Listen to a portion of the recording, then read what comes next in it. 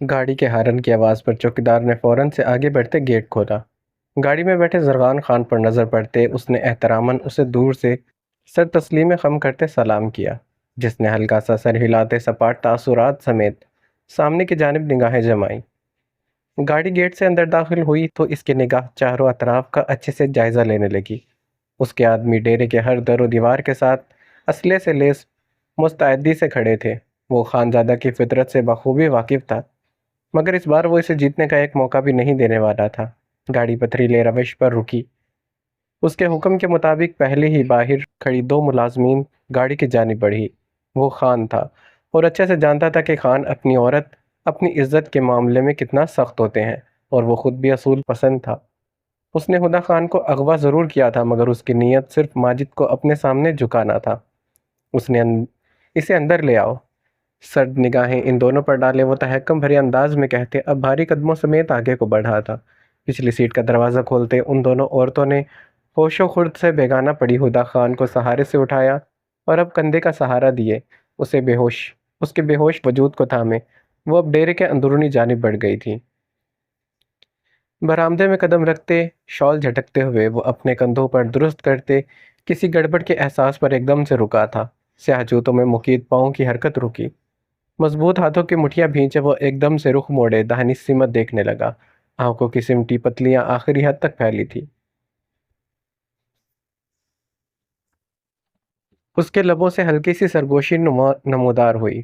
خانزادہ اس کے سامنے ہی برآمدے کے اونچے حصے پر فرش پر ہی بیٹھا اسے سنجیدگی سے گھور رہا تھا۔ زرغان خان کے ماتھے پر ڈھیروں بل سمٹے تھے۔ کیا ہوا؟ اپنے بھائیوں کو یہاں دیکھ کر اتنا چونک کیوں رہے ہو تم؟ پشت پر ابھرتی زرار پاشا خان کی سرد آواز پر اب کی بار اس نے شوق کے عالم میں مڑ کر اسے دیکھا تھا، جو ڈارک میرون جیکٹ کے نیچے سیاہ جینز اور سیاہ شرٹ پہنے اپنی پرکشش شخصیت سمیت اس کے پیچھے ہاتھ باندھے کھڑا تھا۔ ہاں مجھے بھی یہی لگتا ہے زرار بھیا، زرغان خان کو ہمارا یہاں آنا پسند نہیں آیا۔ اب کی بار وہ جو دراب خان کی آواز پر سامنے کی سمت دیکھنے لگا، جو برآمدے میں بڑے پلر کے ساتھ ٹیک لگائے کھڑا تھا۔ وہ دونوں ملازمین ہدیٰ کو تھامے اندر داخل ہوئے۔ زرغان خان ان کی آہٹ پر چونک کر ایک نگاہ پیچھے کی جانب دیکھتے سامنے بیٹھے ماجد کو دیکھنے لگا، جس کے جسم پر کوئی چوٹ نہیں دکھ رہی تھی، بس سر پر سفید پٹی بندھی تھی۔ وہ سیاہ شلوار قمیض پر براؤن شال دونوں کندھوں پر اوڑھے اپنی شاہانہ شخصیت کے ساتھ اس کے سامنے بیٹھا اسے کسی حد تک گھبرانے پر مجبور کر گیا تھا۔ دراب خان؟ ماجد کی نظریں اب تک زرغان خان پر ٹکی تھی۔ حکم کرے سردار سائیں۔ دراب خان زرغان خان کو گھورتے ہوئے بولا۔ وہ زرغان خان کی حریم سے انسیت اور ماجد سے نفرت دونوں سے بخوبی واقف تھا۔ جب بھی اسے سلگانے کے لیے مخصوص لقمہ لگایا، اپنی بہن کو بحفاظت حویلی میں لے جاؤ۔ اب کی بار دونوں گھٹنوں پر دباؤ دیتے وہ ایک دم سے اٹھتے سرد برفیلے لہجے میں بولا۔ دراب فوراً سے سر اسبات میں ہلاتے ہدیٰ خان کی سمت بڑھا تھا۔ زرار پاشا خان نے ایک نظر سبھی پر ڈالی اور عجلت میں اپنی بہن کے قریب جاتے اس نے نرمی سے ہدیٰ خان کو ان عورتوں سے لیا تھا۔ معصوم چہرے پر ایک نگاہ ڈالتے اس نے ہدیٰ خان کی پیشانی پر بوسہ دیا، اسے باہوں میں بھرا اور دراب خان اس کے پیچھے ہی باہر کی سمت بڑھ گیا تھا۔ زرغان خان اب سپاٹ چہرے سے اپنی جانب بڑھتے ماجد کو دیکھ رہا تھا۔ مجھے اندازہ تھا زرغان خان کہ تو بہت بڑا گدھا ہے، مگر اتنا بڑا اس بات کا مجھے اندازہ آج ہوا ہے۔ زرغان خان اس کے لہجے پر بری طرح سے بلبلایا تھا۔ خانزادہ، وہ غصے سے چلایا، آواز نیچے، بھونک مت، بغیرت انسان، اپنے ہی خاندان کی عورت کو یوں یرغمال بناتے، تجھے اپنے پر ذرا شرم نہیں آئی؟ کیا لگا تھا تجھے کہ خانزادہ اپنی بیوی سے اتنا لاپرواہ ہو سکتا ہے، جو اسے کل کی آئی ایک عام سے ملازمہ کے ساتھ باہر بھیج دے گا؟ ماجد تعصب آمیز لہجے میں کہتے سر جھٹک گیا تھا۔ زرغان خان کا چہرہ لمحوں میں بے تحاشا سرخ پڑا تھا، آنکھوں میں شرارے پھوٹ پڑے تھے۔ مجھے ذرا برابر شرم نہیں آئی ماجد خان، بالکل ویسے ہی جیسے تجھے شرم نہیں آئی میرے چھوٹے بھائی کو بے دردی سے مارتے ہوئے۔ زرغان خان نفرت بھرے لہجے میں کہتا پھنکارا تھا، اس کا بس نہیں چل رہا تھا، وہ سامنے کھڑے ماجد کو جان سے مار دیتا۔ تمہارا بھائی ایک نمبر کو دو نمبر آدمی تھا خان، وہ لڑکیوں سے زیادتی سے لے کر چرس، شراب اور ہر قسم کے کالے دھندے میں ملوث تھا۔ اب کی بار باہر سے آتے زرار پاشا خان نے سرد اور سپاٹ لہجے میں کہا، جس پر زرغان خان بے یقینی سے سر نفی میں ہلا گیا تھا۔ ہو ہی نہیں سکتا، تم دونوں مل کر جھوٹ گڑھ رہے ہو۔ میرا بھائی ایسا نہیں تھا، زرغان خان غرا کر بولا۔ اس کی غراہٹ پر ماجد نے بری طرح سے جبڑے بھیج ڈالے تھے۔ ایسا ہی تھا تیرا وہ حرام خور بھائی، اور تو اسی لیے اب تک صحیح سلامت ہے کیونکہ تو اس جیسا بغیرت نہیں ہے، ورنہ آج میری بیوی کو اغوا کرنے کی جو غلطی تو نے کی ہے، اس وقت تک تیری بوتیاں اس محلے کے کتوں کے آگے پڑی ہوتی۔ وہ دو قدم اس کے قریب ہوتے ماجد نے سنجیدگی سے کہتے اس کے منہ پر زوردار پنچ مارا تھا۔ زرغان خان بری طرح سے لڑکھڑایا۔ وہ ایک دم سے سنبھلتے اپنی ناک سے بہتے خون کو دیکھ کر مٹیا بھیجے ماجد کو قہر برساتی نگاہوں سے گھورتے اس پر ٹوٹ پڑا تھا۔ مگر ماجد کا ہر لمحہ بڑی ہوشیاری سے مگر ماجد اس کا ہر لمحہ مگر خانزادہ اس کا ہر حملہ بڑی ہوشیاری سے ضائع کر رہا تھا۔ زرغان اس کی ٹریننگ کے آگے کچھ بھی نہیں تھا۔ زرار پاشا خان دور سینے پر ہاتھ باندھے کھڑا مطمئن انداز میں ان کو گھور رہا تھا، مگر جب زرغان خان کی بگڑتی حالت دیکھی تو جھٹ سے بھاگتے ہوئے ان دونوں کے درمیان حائل ہوا۔ بس کر حسین، خبردار جو اب تو نے اسے چھوا۔ زرار اسے گھورتے سنجیدگی سے بولا۔ تو چھونے کی بات کرتا ہے، میں اس سالے کی ہڈیاں توڑ کر رکھ دوں گا، اتنی آسانی سے نہیں چھوڑوں گا میں اس کو۔ اس نے میری ہدا کو کڈنیپ کیا، سزا تو ملے گی اسے، ماجد گرا کر کہتے اب پھر سے اس کی جانب جھپٹا تھا۔ زرار جبڑے بھیج کر گہری سانس بھرتے سر جھٹک گیا۔ کول ڈاؤن حسین، یہ ہمیں زندہ چاہیے۔ اسے دونوں شانوں سے جکڑتے زرار پاشا خان تقریباً اس کے کان میں گھس کر سرگوشی نما آواز میں بولا تھا۔ ماجد جبڑے بھیجے بری طرح سے شربار نگاہوں سمیت زرغان خان کو گھورتے رخ موڑ گیا تھا، جس پر زرار نے تشکر بھری سانس کھینچی۔ ادھر آؤ زرغان، اپنی ناک کو ہاتھ سے چھوتے زرغان کو دیکھ کر زرار نرم لہجے میں بولا، اور اسے بازو سے جکڑتے وہ ایک کرسی پر بٹھا گیا تھا، جو ہاتھ ناک پر جمائے نفرت آمیز نگاہوں سے ماجد کو گھور رہا تھا۔ یہ دیکھو، تمہیں لگتا ہے کہ ہم جھوٹ بول رہے ہیں تمہارے بھائی کے بارے میں؟ تو یہ ویڈیوز دیکھو، ان سب میں تمہارا بھائی اپنے ہر کالے دھندے کا خود منہ بول کر اعتراف کر رہا ہے۔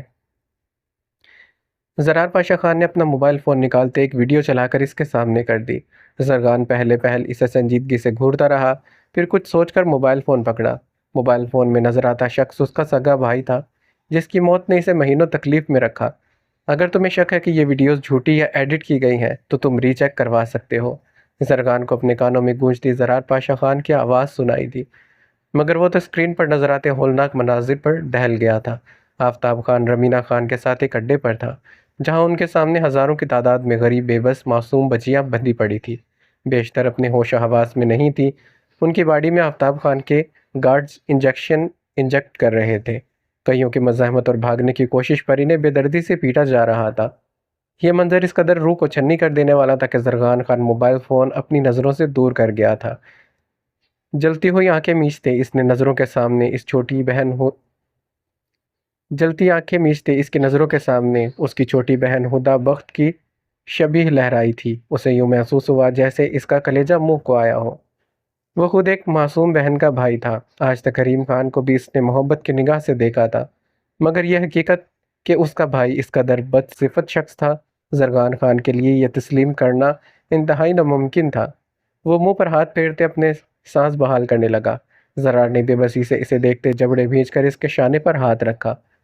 میں یہ جانتا ہوں یہ سچ تسلیم کرنا بے حد مشکل ہے زرغان، مگر یقین جانو یہی سچ ہے۔ زرار گہری سانس بھرتے اس کے قریب کرسی پر بیٹھا۔ رمینا خان کے بارے میں تم کیسے جانتے ہو؟ سرخ لہو سے بھری نگاہیں اٹھائے اس نے زرار کو دیکھتے سنجیدگی سے پوچھا۔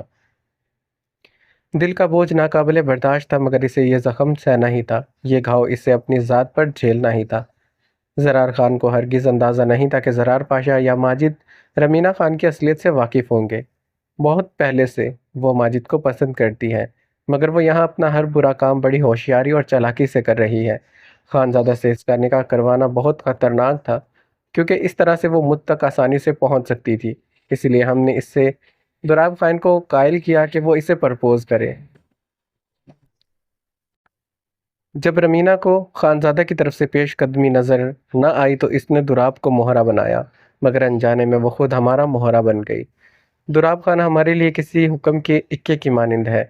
رمینا اس پر اندھا اعتماد کرتی ہے، اور ان 5 سالوں میں دراب خان نے اسے مکمل طور پر اپنے اوپر اعتماد کرنے پر مجبور کیا ہے، مگر وہ یہ نہیں جانتی کہ اس کے ذریعے ہم اس کے ہر اڈے تک پہنچ پائے ہیں، مگر ہمیں جو اصل خبر جاننی ہے وہ ہم نہیں جان پا رہے۔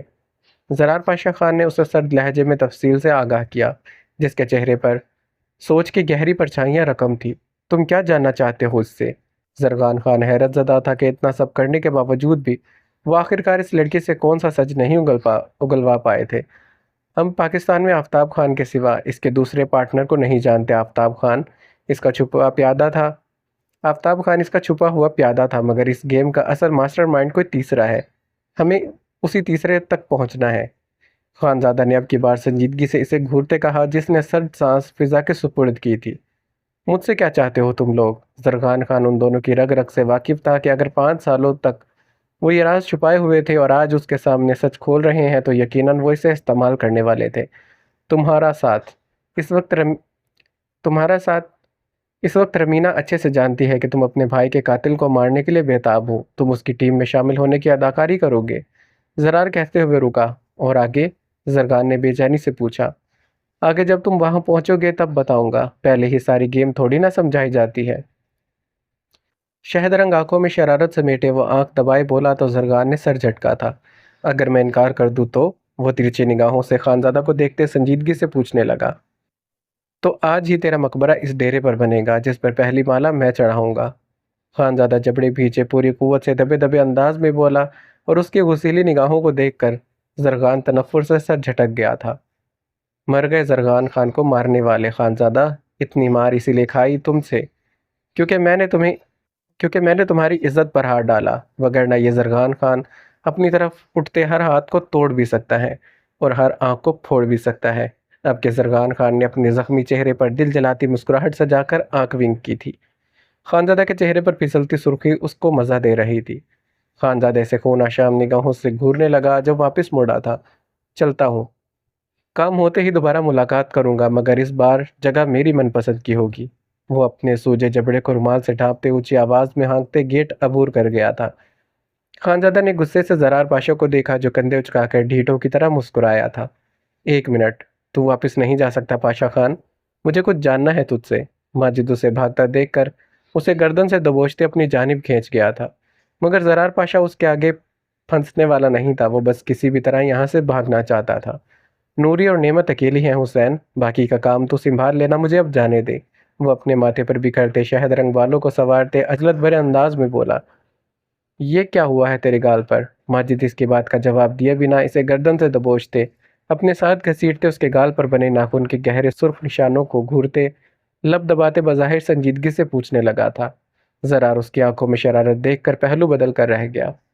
نوری کے ناخن لگ گیا ہے اور کچھ نہیں ہے، اور یہ تو زنانیوں کی طرح گھورنا بند کر مجھ کو۔ زرار اس کی نظروں سے خائف پڑتے نظر چرا کر بولا تھا، جبکہ ماجد اسے ہرگز چھوڑنے کا ارادہ نہیں رکھتا تھا۔ نوری کا تو نہیں لگتا اتنا بڑا ناخن، یہ تو نوری کی ماما کا ہے۔ خانزادہ شرارت لہجے میں کہتا ہوا آخر میں لب دبا گیا تھا۔ زرار کا چہرہ لمحوں میں سرخ پڑا، وہ ایک دم سے مڑتے سے گھورتا جبڑے بری طرح سے بھیج گیا تھا۔ تو مرے گا مجھ سے حسین، جان چھوڑ میری۔ زرار پھر سے مچلا تھا، دوسرا خانزادہ کے کہکے سے بری طرح سے ہیج کر رہے تھے۔ اچھا ایک بات کا سچ سچ جواب دے پاشا۔ خانزادہ اب سنجیدہ ہوا تھا۔ زرار اس کے چہرے پر سنجیدگی کے تاثرات دیکھ کر فوراً سے سنجیدہ پڑا۔ پوچھ، کیا پوچھنا ہے؟ کیا تو بھابھی کے ساتھ خوش ہے؟ خانزادہ اس کی آنکھوں میں نعمت شاہ کا عکس دیکھ چکا تھا۔ اس کی بے قراریاں صاف ظاہر کر رہی تھی کہ وہ لڑکی اب زرار پاشا خان کے لیے کس قدر اہم ہو گئی ہے۔ الحمدللہ، بہت خوش ہوں۔ میری آنکھوں میں دیکھ میری خوشی، نہیں تو میرا دل کھول کر دیکھ یہ خان اپنی بیوی کے ساتھ کتنا خوش اور مطمئن ہے۔ زرار پاشا خان کے لبوں پر اس کے ذکر پر تبسم بکھرا تھا۔ نئی نئی چاہت کی کلیاں اس کے دل کو بہار کی طرح مہکا رہی تھی۔ نعمت شاہ کا معصوم چہرہ ایک دم سے آنکھوں کے پردے پر لہرایا تو دل پھر سے اس کے پاس جانے کو بےتاب ہوا تھا۔ اگر یہ سچ ہے پاشا تو پھر شاہ حویلی پر نظر کیوں رکھی ہے؟ ماجد نے اس کے چہرے کو گھورتے سنجیدگی سے پوچھا تو پاشا کے لبوں کی مسکراہٹ ایک دم سے سمٹی تھی۔ کیا تم اب بھی محمل سے محبت؟ ماجد نے آگے سے جملہ ادھورا چھوڑ دیا۔ وہ نہیں چاہتا تھا کہ زرار خود کو یا پھر نعمت کو کوئی تکلیف دے، اسی لیے اسے دو ٹوک بات کرنا بے حد ضروری تھا۔ خانزادہ، محبت ایک بار نہیں ہوتی، محبت تو بار بار ہوتی ہے، مگر ہر شخص سے محبت کا جذبہ الگ طرح کا ہوتا ہے۔ جو لوگ یہ کہتے ہیں کہ محبت بس ایک بار ہوتی ہے، میں ان کی بات نہیں مانتا، کیونکہ انسان کی سب سے پہلی محبت اس کے والدین ہوتے ہیں، پھر اس کی بہنیں، پھر بھائی، پھر کوئی اور اس کی زندگی میں آتا ہے۔ محبت تو ہر شخص سے الگ طرح سے ہوتی ہے۔ محمل قریشی سے مجھے محبت ہے اور رہے گی، مگر میں شاہ حویلی پر نظر اس لیے نہیں رکھوا رہا کہ مجھے محمل کو واپس زندگی میں لانا ہے۔ نعمت کو اپناتے وقت میں نے اپنے رب سے وعدہ کیا تھا کہ آخری سانس تک اس کا اور اس کی بچی کا سہارا بنوں گا، مگر محمل، اس کا تو کوئی بھائی نہیں تھا، وہ تو مجھے ہی اپنا محافظ سمجھتی تھی، مگر میں اس کی حفاظت نہیں کر سکا۔ خانزادہ اس کے لہجے میں کرب بخوبی محسوس کر رہا تھا، وہ تو ہر چیز کا گواہ تھا۔ میں نے داجان سے بہت پہلے کہا تھا کہ محمل کو طلاق دلوا کر کسی اچھے لڑکے سے اس کی شادی کروا دے، کیونکہ میں اس کے قابل نہیں ہوں خانزادہ، وہ میرے لیے بنی ہی نہیں تھی۔ وہ ہنسا تھا، ایک خوبصورت مسکراہٹ۔ پھر جب شاہ حویلی پر نظر رکھوائی تو علم ہوا کہ وہ جس شخص کے نصیبوں میں لکھی گئی ہے وہ تو اس کے لیے کامل انسان ہے۔ شاید وہ دنیا کا سب سے بہترین شوہر ہوگا۔ میری نظر میں وہ محمل کے لیے بہترین شوہر ہے حسین۔ مجھے یہ ماننے میں کوئی عار نہیں ہے کہ وہ محمل قریشی کو کسی نازک آبگینے کی طرح سینچ رہا ہے۔ شاید یہ محبت، یہ مان میں کبھی نہیں دے پاتا اس کو۔ میرے دل میں یہ دکھ تا عمر رہے گا کہ میں اس کا محافظ نہیں بن سکا۔ زندگی کے کسی بھی لمحے میں اگر اسے کوئی تکلیف ملی تو یہ زرار پاشا خود اس تکلیف کا مداوع کرے گا۔ خدا اسے خوش رکھے، مجھے اس سے اور کچھ نہیں چاہیے۔ خانزادہ سینے پر ہاتھ باندھے اس کو سن رہا تھا، شاید نہیں، یقیناً وہ جانتا تھا یہ بوجھ زرار پاشا خان جانے کتنے وقت سے ڈھو رہا تھا، اور خانزادہ اس سے بات اگلوانے میں بچپن سے ماہر بھی تھا۔ کیسے ممکن تھا وہ پوچھے اور زرار پاشا خان اسے کچھ بتائے نہ؟ جیسے تو اپنے سالے کی تعریف کر رہا ہے نا خان، لگتا ہے تیرا دل آ گیا ہے اس پر۔ ماجد سنجیدگی سے کہتے آخر میں کہکا لگا کر اس کی حالت پر ہنسا تھا۔ وہ آسال اور زرار کی ہاسپٹل میں ہوئی لڑائی کی بابت بھی جانتا تھا۔ زرار نے دانت پیستے اس کے پیٹ پر کوہنی رسید کی۔ زیادہ بک بک مت کر، اس جیسے کھڑوس سے محبت کرے میرے دشمن، فی الحال تو اس کی بہن پر دل آیا ہوا ہے۔ اب کی بار زرار پاشا خان اس کے سینے پر مکہ جڑتے، دہنی آنکھ ونگ کرتے ہوئے باقی سے بولا۔ اس کے انداز پر ماجد نے مسکراتے سر نفی میں جھٹکا۔ تو نہیں سدھرے گا؟ وہ اس کو سن گلاسز لگاتے دیکھ کر منہ ہی منہ میں بڑبڑایا تھا۔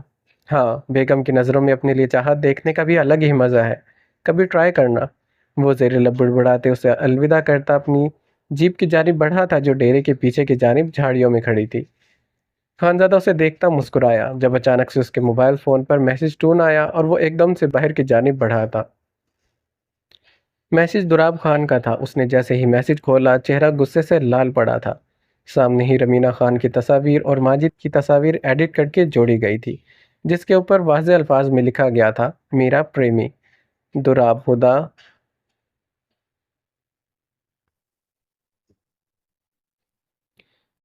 دراب، تجھے تو میں آج نہیں چھوڑنے والا، اسے کال کرتے وہ غصے سے دھاڑتا۔ دوسری طرف سے دراب کا کہکا بلند ہوا تھا، جتنا تو نے مجھے مارنا ہے، ایک ایک مکے کا، ایک ایک تھپڑ کا بدلہ لوں گا میں سالے۔ دل تو چاہ رہا ہے کہ اپنی بہن ہدا کے نمبر پر بھیج دوں۔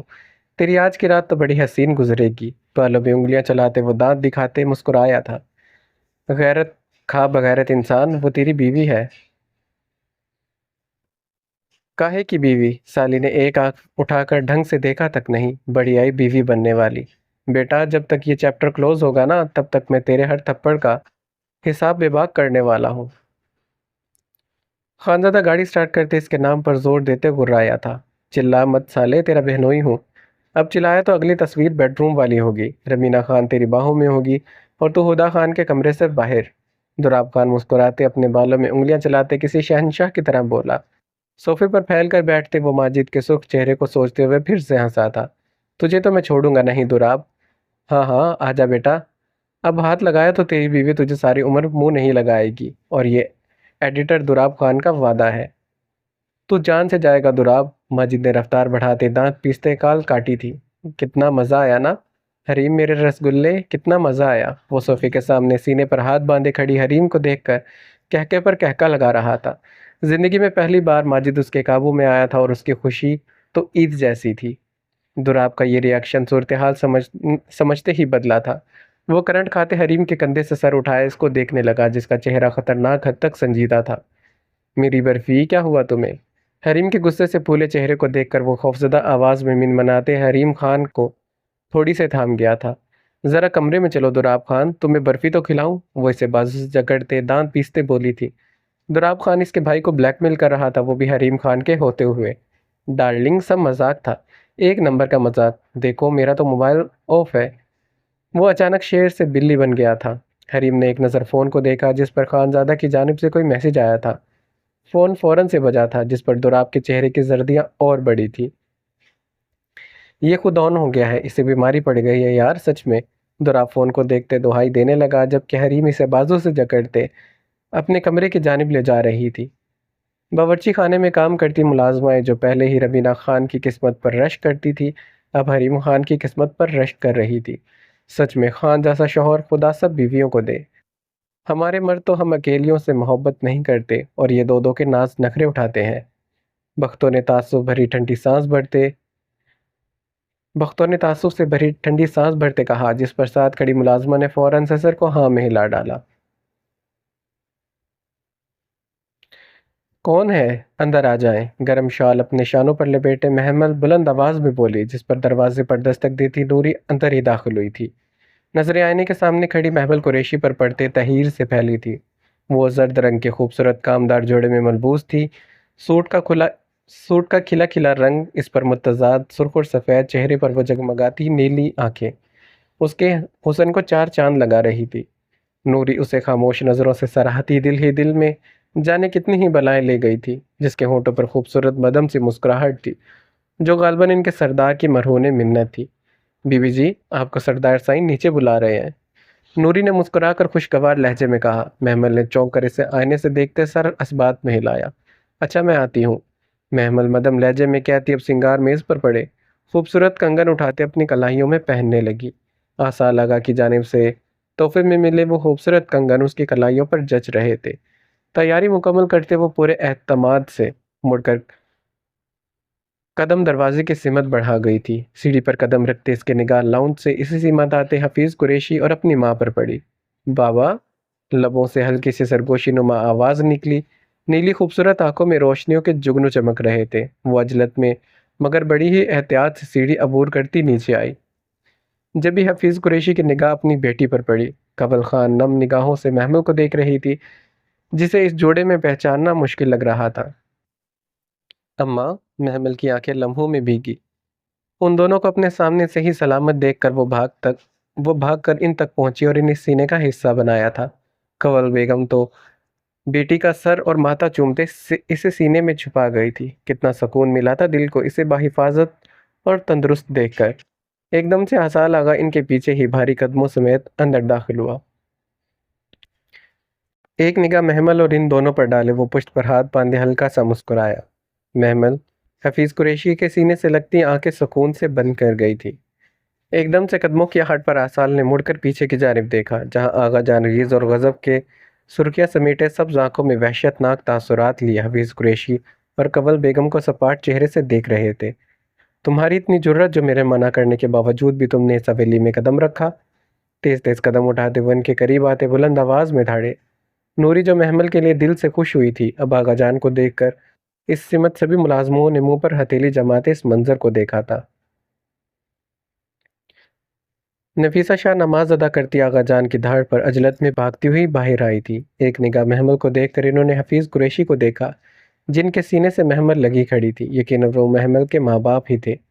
سمینہ شاہ بھی کسی نئے ہنگامے کا سوچ کر فوراً سے کمرے سے نکل آئی۔ آسال لب بھینچے سنجیدگی سے ایک طرف کھڑا یہ سب دیکھ رہا تھا۔ محمل میری بیٹی ہے آغا جان، کوئی کاغذ کی بے جان گڑیا نہیں ہے جسے اتنے سال سینے سے لگا کر پال پوس کر اب آپ کے حوالے کرنے کے بعد میں بھول جاؤں گا۔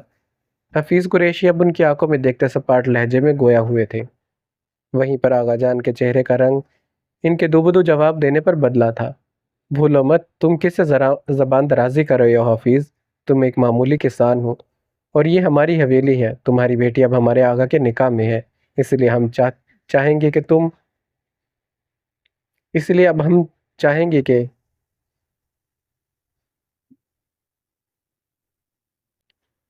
تمہاری بیٹی اب ہمارے آغا کے نکاح میں ہے، اس لیے ہم چاہیں گے تو ہی یہ تم سے ملے گی، ورنہ نہیں۔ آغا جان کا لہجہ کافی رعبدار تھا، چہرے کی سرخیاں ان کے اندر اٹھ رہے ابال کو عیاں کر رہی تھی۔ محمل صحیح سلامت نگاہوں سے آسال آغا شاہ کو دیکھ رہی تھی۔ وہ خود نہیں چاہتی تھی کہ آغا جان اس کے ماں باپ کو یوں بے عزت کریں، وہ بھی یوں سر عام۔ آسال کی خاموشی اسے چبھ رہی تھی، وہ تو محمل کے لیے ایک لفظ نہیں سنتا تھا، آج اس کے ماں باپ کے لیے کیسے خاموشی سے سن رہا تھا۔ غلط، بالکل غلط کہہ رہے ہیں آپ آغا جان، میں اب آپ کے گاؤں کا کوئی معمولی کسان نہیں ہوں۔ حفیظ قریشی نے بڑے ہی مان سے گردن اٹھا کر ان کی آنکھوں میں دیکھتے کہا، جن کے چہرے پر غصہ اور الجھن دونوں تھے۔ میں اجمیر پور گاؤں کے جمال الدین قریشی کا بڑا بیٹا ہوں۔ حالات اور خاندان والوں نے مجھے اس گاؤں میں پناہ لینے پر مجبور ضرور کیا تھا، مگر میرا حسب نسب نہیں مٹا سکا کوئی بھی۔ میں آج بھی اجمیر پور گاؤں کے قریشی کا بیٹا ہوں، جن کی شہرت سے ایک زمانہ واقف ہے۔ آغا جان غالباً جمال قریشی کو جانتے تھے، جب بھی ان کے چہرے کے بدلتے رنگ کو دیکھ کر حفیظ قریشی مبہم سا مسکرائے۔ خدا نے آج مجھے میرے گھر کو، میرے مقام کو اور میرے مرتبہ کو واپس لوٹا دیا ہے، اس لیے میں آپ سب کو یہ باور کروانے آیا ہوں کہ آج کے بعد میری بچی پر کوئی طعنہ نہ کسے۔ وہ کسی ملازم کی بیٹی نہیں ہے، بلکہ جمال الدین قریشی کی پوتی اور میری بیٹی ہے۔ اب کی بار انہوں نے نظریں گھما کر نفیسہ شاہ اور سمینہ شاہ کی جانب دیکھا تھا، جو حیرت سے سب کو دیکھ اور سن رہی تھی۔ آسال کے چہرے پر سکون کی گہری پرچھائیاں رقم تھیں۔ سیما پفندی ایک کونے سے لگی یک ٹک اسی کو دیکھ رہی تھی، جس کی آنکھوں میں محمل قریشی کا عکس تھا، بالکل واضح عکس۔ محمل حیرت اور بے یقینی سے اپنے بابا اور اماں کو دیکھ رہی تھی۔ کنول بیگم نے مسکراتے سر اس بات میں ہلایا تو محمل کی آنکھیں بے ساختہ پھیلی تھی۔ جو ظلم آپ نے مجھ پر اور میری بیٹی پر ڈھایا، چاہتا تو سب سے پہلے جرگے میں جاتا، مگر مجھے آپ سے کوئی شکوہ نہیں ہے آغا جان۔ آغا جان دھواں اڑاتے چہرے سمیت اسے دیکھ رہے تھے۔ وہ شاید اب تک یقین نہیں کر پا رہے تھے کہ محمل قریشی کسی غریب کسان کی بیٹی نہیں، ایک اونچے حسب نسب سے تعلق رکھنے والے قریشی کی بیٹی تھی۔ میں آپ کا شکر گزار اس لیے ہوں کیونکہ آپ نے آسال آغا شاہ جیسے مرد کے لیے میری محمل کو چنا۔ وہ مسکرا کر آسال کو دیکھنے لگے۔ آسال ان کی آنکھوں میں اپنے لیے عزت اور مان محسوس کرتے دھیمی مسکراہٹ سے محمل کو دیکھنے لگا، جو اسے بڑے ہی فخر سے دیکھ رہی تھی۔ آغا جان ایک نگاہ ان سب پر ڈالے انہی قدموں سمیت پلٹ کر مردان خانے کی سمت بڑھ گئے تھے۔ کیا کہتے؟ آج کہنے کو کچھ بچا ہی نہیں تھا۔ وقت نے ان کے منہ پر کرارا تھپڑ جڑا تھا، وہ ہوش تک بھول گئے تھے۔ اب آپ لوگ کھڑے رہیں گے یا بیٹھیں گے بھی؟ آسال کے پوچھنے پر حفیظ قریشی مبہم سا مسکرائے تھے۔ ضرور بیٹھیں گے بیٹا، اتنی دور سے بیٹھنے ہی تو آئے ہیں۔ کنول بیگم نے مسکرا کر اس کے قریب ہوتے اس کے سر پر ہاتھ پھیرا۔ محمل مسکراتی نگاہوں سے اس کے صدقے واری جا رہی تھی، جو گاڑھے نیلے رنگ کی شلوار قمیض کے اوپر براؤن چادر دونوں شانوں پر اوڑھے اپنی شاہانہ پرسنالٹی سے اسے زیر کر رہا تھا۔ اماں سائیں ادھر آئیں۔ دور کھڑی نفیسہ شاہ کو مخاطب کرتی وہ خود ان کی سمت بڑھ گیا تھا۔ اماں، یہ محمل کے اماں اور بابا ہیں، اور آنٹی انکل یہ میری اماں سائی ہیں۔ ان کے شانے کو مضبوطی سے جکڑتے آسال آغا شاہ مسکرا کر ان کا تعارف کروانے لگا۔ وہ خود بھی مبہم سا مسکرا کر نفیسہ شاہ کو دیکھنے لگی۔ السلام علیکم، کیسے ہیں آپ لوگ؟ نفیسہ شاہ مؤدب سے لہجے میں بولی تھی۔ انہیں معروف کے غریب گھر سے ہونے پر بھی کوئی گلہ نہیں تھا، اور نہ ہی اب محمل پر، مگر محمل کا اونچے گھرانے سے ہونا ان کے دل کا سکون ضرور مگر محمل کا اونچے گھر سے ہونا ان کے دل کو سکون ضرور پہنچا گیا تھا۔ وعلیکم السلام، الحمدللہ، بہن آپ کیسی ہیں؟ کنول بیگم مسکرا کر محمل کو خود سے لپٹائے گئی تھی، جس پر نفیسہ شاہ ہلکا سا مسکرائی۔ انہیں بیٹھنے کا کہہ کر وہ خود باورچی خانے کی سمت بڑھی تھی، جبکہ آسال آغا شاہ اور حفیظ قریشی کسی ضروری بات کے سلسلے میں لاؤنج کی جانب بڑھ گئے تھے۔ محمل کنول بیگم کا ہاتھ تھامے انہیں اپنے کمرے میں لے گئی تھی۔ اب تو اس لڑکی کا آسال آغا کی زندگی سے نکلنا ناممکن ہے سیماب، میری مانو تو تم ساری امیدیں چھوڑ کر اپنے بھائی کے پاس چلی جاؤ۔ سمینہ شاہ سیماب کے سرخ چہرے کو دیکھ کر مسکراتے کہہ کر اب اپنے کمرے کی جانب بڑھ گئی تھی۔